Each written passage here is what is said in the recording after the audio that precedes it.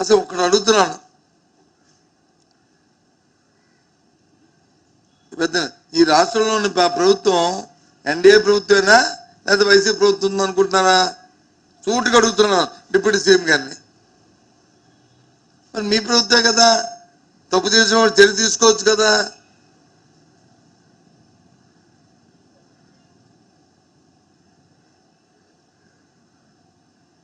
ఎందుకు ఈ కాగితం పుల్లే మాటలు ఎందుకు?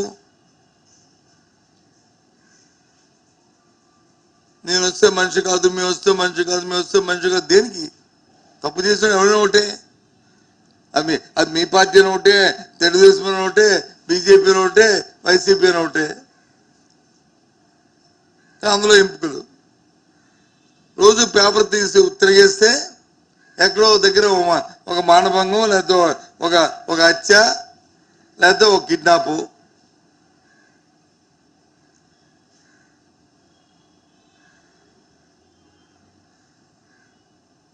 లేకపోతే చిన్నపిల్లలకు వచ్చి కలుషితంతో వచ్చి ఆ స్కూల్లో ఇబ్బంది పడి హాస్పిటల్లో జాయిన్ అయ్యారు వాళ్ళని, లేకపోతే దానివల్ల చనిపోయారని.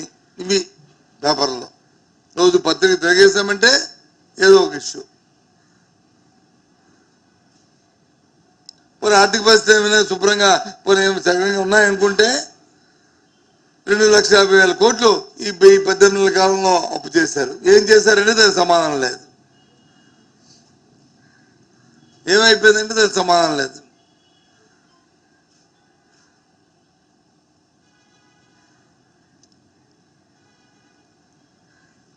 అని నేను వాళ్ళు ముఖ్యంగా 3 ఈ 18 నెలల కాలంలో ఈ ప్రభుత్వం వచ్చిన తర్వాత విద్యార్థులు ఎంత ఇబ్బంది పడుతున్నారో తెలుసా? ముఖ్యమంత్రి గారు, ఉప ముఖ్యమంత్రి గారు, మీ ఇద్దరికి, విద్యామంత్రి గారు మీకు తెలుసా? ఒకసారి రివ్యూ చేశారా? ఫీజు రింబర్స్మెంట్ మీరు వచ్చి కాలేజీకి చెల్లించకపోవడం వల్ల ఎంత ఇబ్బంది పడుతున్నారో విద్యార్థులు. సంస్థలు కాదు ఇక్కడ ఇబ్బంది పడుతుంది. మీరు అనుకుంటున్నారు సంస్థలు వచ్చి ఇబ్బంది పడుతున్నాయని. సంస్థలు కాదు ఇబ్బంది పడుతుంది విద్యార్థులు. ఎందుకంటే సహజంగా వాళ్ళ ఒత్తిడి ఉంటుంది, దాన్ని బట్టి క్వాలిటీ తగ్గిపోద్ది. దాంతోపాటు ఆరోగ్య సమస్య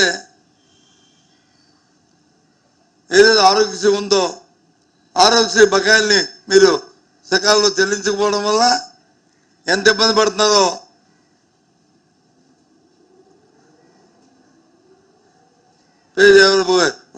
వైద్యం కోసం వస్తున్న ఆ పేషెంట్ ఎంత బాధపడుతున్నారో, హాస్పిటల్లో ఏ రకంగా చూస్తున్నారో ఒకసారి మీకు ఎలాగా తెలుసు కదా.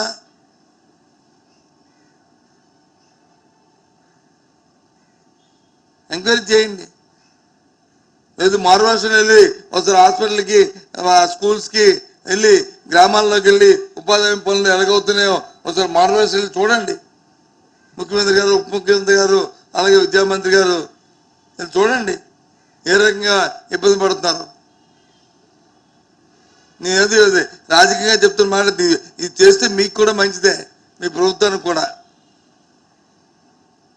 ఏదైనా అలసత్వం నేను చెప్తున్నా టోటల్గా ఫెయిల్యూర్. ఒకవేళ దాన్ని ఎలా సరిదిద్దుకోవాలి, ఇంకా 3 సంవత్సరాలు ఉంది, మీకు కూడా మంచి జరుగుతుంది. ఆలోచన చేసుకోండి. అంతే గొప్పకి డాపికాయలకి పోకండి.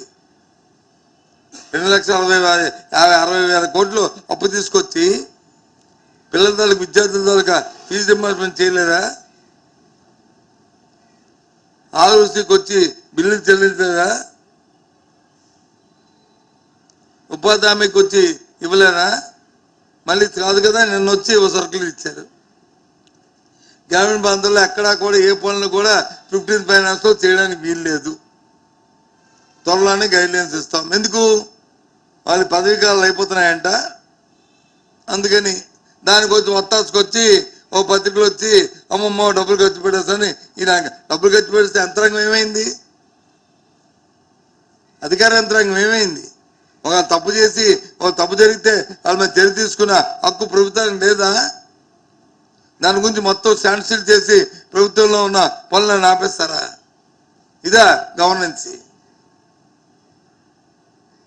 ఇదే ప్రభుత్వం తాలూకా విధానం నడవడి కంటే ఇదా? చెప్పండి. ఇచ్చారు లేదు? దొరకలేదు.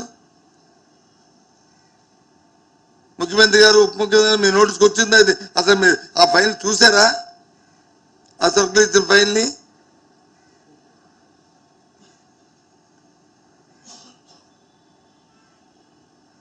అంటే మీ అధికార యంత్రాంగం మీద మీకు నమ్మకం లేదు, మీకు లేదు,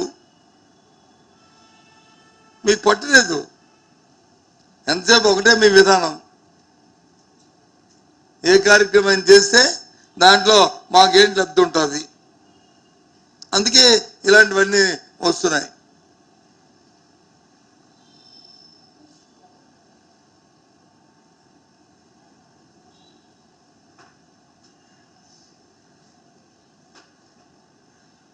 ఆలోచన చేసుకోవాలి ప్రభుత్వంలో పెద్దలు. ఏదైనా మాట్లాడినప్పుడు కానీ, ఏదైనా ఉత్తర్వులు ఇచ్చినప్పుడు కానీ, ఎందుకంటే మాట్లాడినప్పుడు ఒకవేళ ఎదుటి వ్యక్తి మీద చూపెడితే 4 వేలు మనల్ని చూపెడతాయి. అది మనకి వర్తిస్తుంది, ఒకరి అవతల వాళ్ళకే కాదు.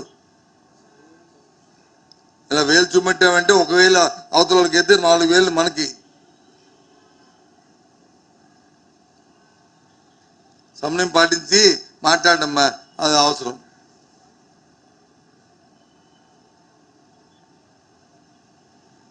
మిడిల్ క్లాస్ బెదిరించడం ఏంటి? ఎస్, చెప్తున్నాం కదా, బెదిరింపు కాదు, వాస్తవం. వాస్తవం. చర్య తీసుకుంటాం చట్టపరంగా. తప్పు చేస్తే వెళ్తారు,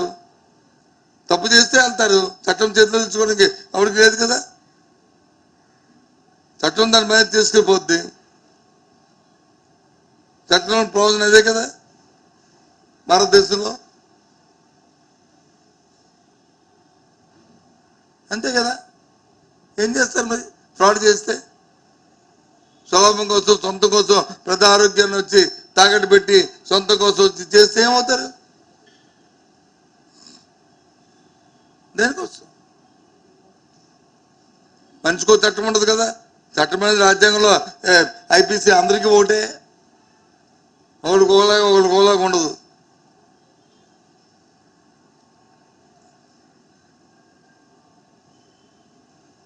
ఉన్నప్పుడు మీరేం పీకారు, ఇప్పుడు రాకపోతే మీరేం పీకి, ఏంటి మాటలు?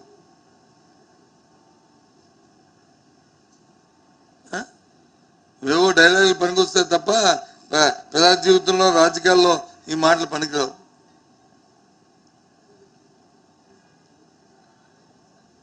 చావున్నాళ్ళు, చేతన్నాళ్ళు, చేతనైన వాళ్ళు, భర్త అంటే చేసి చూపెడతారు ఏదైనా తప్పు జరిగితే.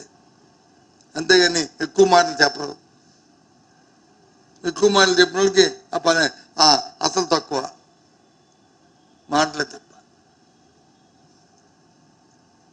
కాబట్టి సమయం పాటించండి దయచేసి.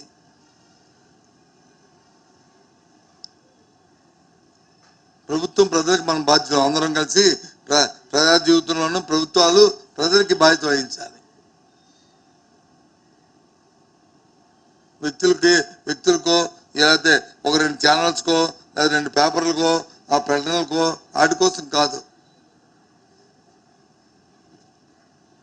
ఈ 2.5 సంవత్సరాల్లో అంటే 2 సంవత్సరాలు అంటే 19 నెలలు అయింది.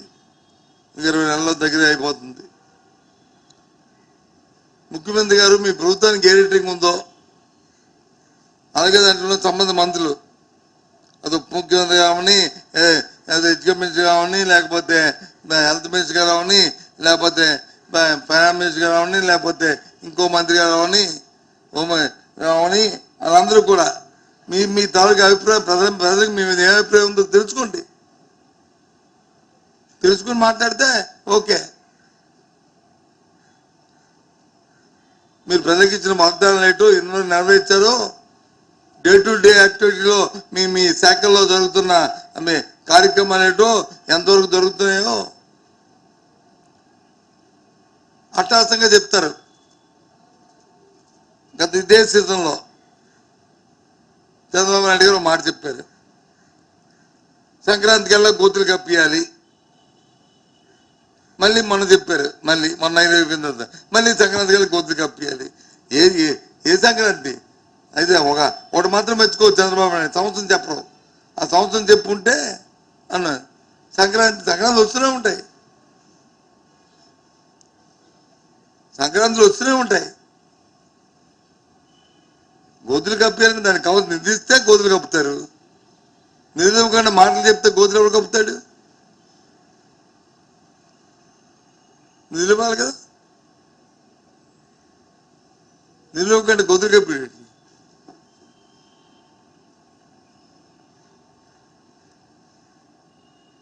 ఎందుకు వచ్చానంటే ఇవాళ మీ ద్వారా రాష్ట్ర ప్రధానికి నేను